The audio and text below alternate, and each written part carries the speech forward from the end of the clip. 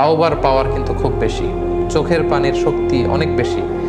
এক ফোঁটা পানি জাহান্নামের আগুনকে নিভিয়ে দেয়। অনুতপ্ত বান্দার চোখের পানির ফোঁটা, এটা চোখ বেয়ে, নাকের ডগা বেয়ে জমিনে পড়ার আগে আল্লাহ তাআলা বান্দার জীবনে সব গুনাহ ক্ষমা করে দেয়। এবং 2 ফোঁটা পানি আল্লাহ তাআলার কাছে সবচেয়ে বেশি প্রিয়, জিহাদের ময়দানে রক্তের ফোঁটা আর হচ্ছে অনুতপ্ত বান্দার চোখের পানির ফোঁটা। সো কেউ যখন অনুতপ্ত হয়ে আল্লাহর কাছে তওবা করে, সেই তওবা কিন্তু আল্লাহ তাআলা কবুল করেন।